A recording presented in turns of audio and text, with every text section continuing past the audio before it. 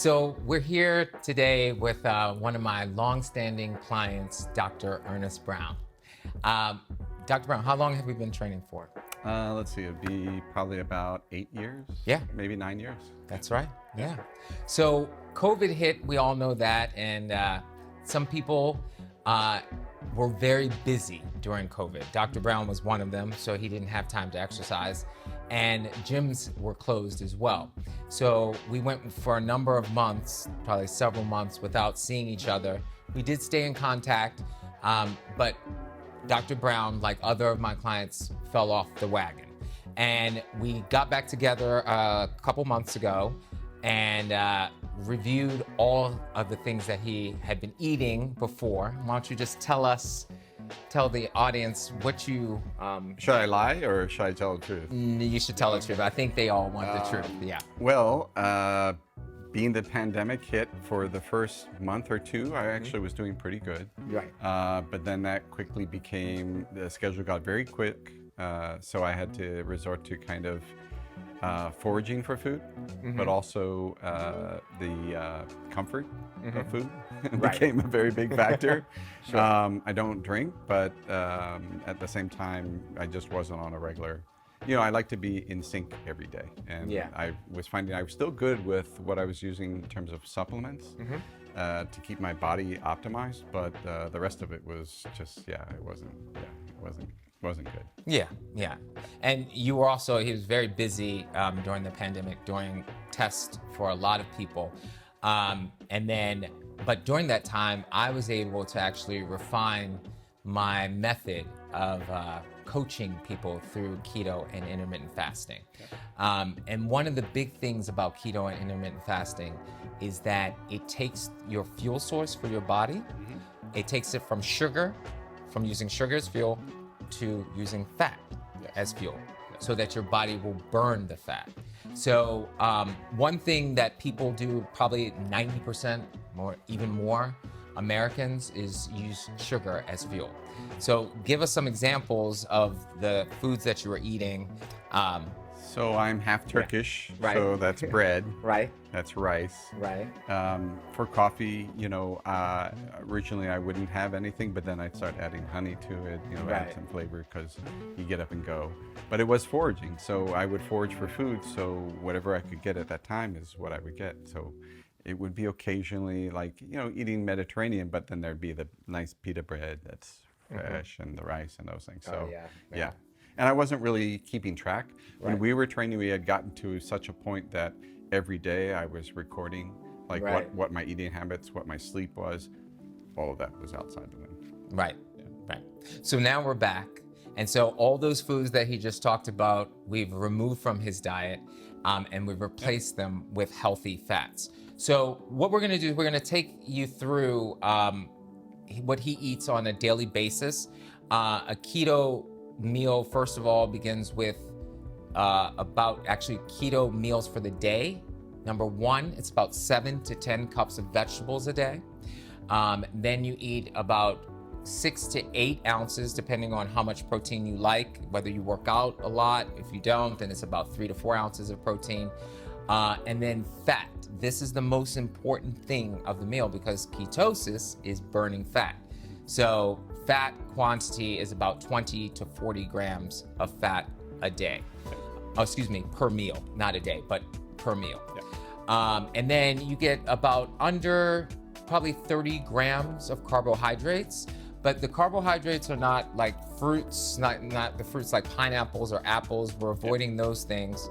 We're avoiding breads, we're avoiding rice, we're avoiding potatoes, and we're actually replacing them with,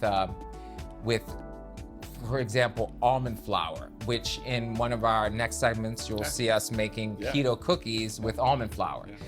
So it's just replacing what you like the regular things of flour and potatoes and rice, with something that's of actually better quality and better energy source. So Dr. Brown, why don't you tell us about what you are starting to eat? Like, what do you eat for breakfast, first off?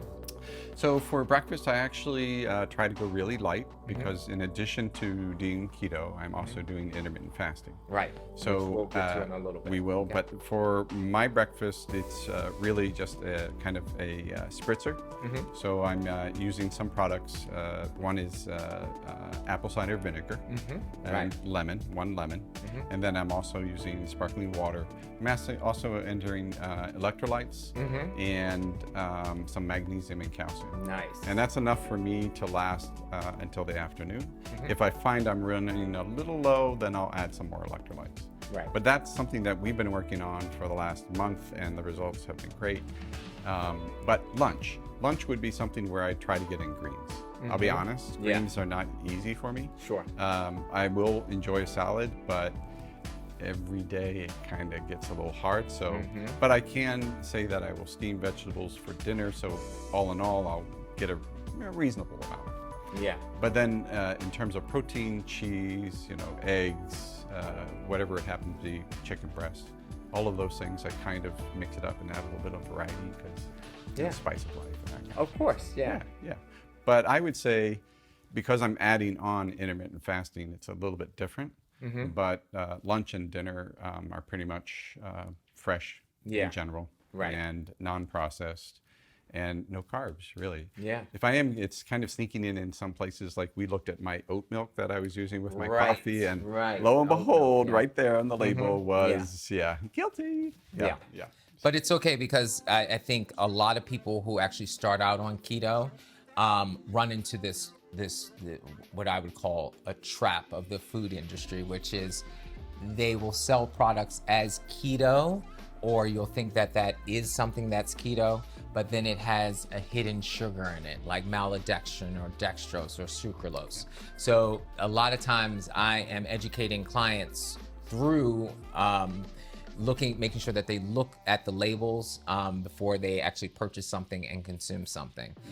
So it's an educational process for both me and for the clients, because there's constantly things being put in our foods that we don't understand. So it's up to us and our responsibility to actually look at what those things are. So if you see a thing that says maltodextrin on your food, number one, you should look it up and see what that means. Always look it up. So now, you spoke a little bit about intermittent fasting, and intermittent fasting and keto have to be done together, or the whole program will not work. Intermittent fasting basically is when you have a eating window. Like say, for example, you start eating at 12 o'clock. Yeah, right? Mine is I stop at 10 o'clock at night. Yeah. And I go all the way until 2 p.m. That's right. And for the first week, it was kind of like I was in this fog towards the end. Right. But then and that's the thing I would say, there's going to be changes and you need to be prepared for it. That's right. But there are strategies to get you through it. Right. But it's well worth it over time. Right. Like the apple cider vinegar, the lemon juice, electrolytes, nutritional yeast, or it's known as B1, will help you get over that transition period, because your body is moving from burning sugar to now burning fat. And for me, I'm 43 years old. My body had been using sugar for about 4 decades. Yeah, I'm 53. So right. So you got a little, 10 more years, right? But our bodies, our bodies are going in this direction of burning sugar, and all of a sudden we want to have it burn fat. It's like, no, I don't think so. So you need their tools to be able to use, or you need to use these tools in order to transition over into ketosis. It's having somebody like coach like you, because first thing I was like, Carlos, I'm getting kind of foggy, and you're like, oh, do that. So and it worked. Yeah. So it's great. And no, go ahead. And one of the fascinating things is, you as a coach, I'm a physician. You know, I take care of patients. Right. But at the same time in medical school, how many hours of nutrition do you think I was taught? We talked about this. Like 4 hours. 4 hours. Right. That's it. Right. So your physician, all due respect, it may not be the best to really kind of coach on that, but having somebody like you really is, you're talking about prevention. You're slowly introducing things that are going to have a profound impact. The things like medications for hypertension, cholesterol, not an issue anymore. And that's, we'll have opportunities to talk more about that. Right, exactly. But Yeah. Well, that brings up a good point. It's the Hippocratic Oath, Hippocrates, right? Yeah. He said, "Let thy food be thy medicine, and thy medicine be thy food." And somewhere along the 2,000 years, we've lost Mutated. that. Yeah, mutated. So yeah. So going back to intermittent fasting, so you have this window that you're not eating, and during that window, we're not using a hormone called insulin, which actually blocks fat burning, right? So if you fast for a certain amount of time, you're not activating insulin, you're burning fat, but you're also doing something else that is very fascinating, which is called autophagy. And you know what autophagy is, right? It's the cells, the body recycling cells, renewing the cells. And it actually, what I think of it as now is like the new modern day fountain of youth, because that is what keeps people young. Because if your body's recycling the cells and getting rid of waste and getting rid of toxins. And you can see it. Yeah. You know, I have friends my age who look older than me. Right. You know, because, you know, they partied hard and did some things that, they got a lot of toxins. And it adds up. So, and you can feel it. That's right. Yeah. In fact, that's what led me to you, was because I've gotten to a point where every day I honestly felt sick. Didn't really know I was sick. Right. But then after seriously committing to training with you, and a year later, I was like, wow, I can't go back to that. Right. Now, even with this pandemic, I can snap back into this. That's right. Because I know what the goal is and what the benefit's going to be. I'm going to feel better. I'm going to be able to do more things. That's right. So I'm going to thank you. Yeah, well, you're very welcome. Very welcome, friend.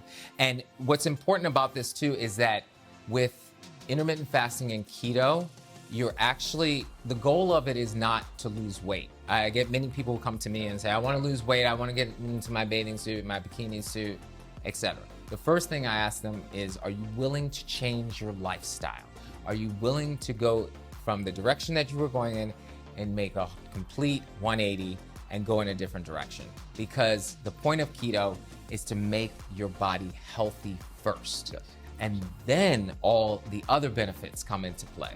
So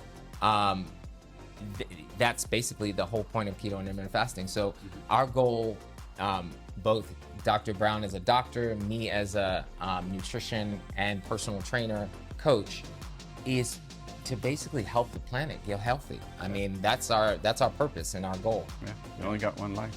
That's right, yeah. So you better make it worth it, right? Right. Good. All right.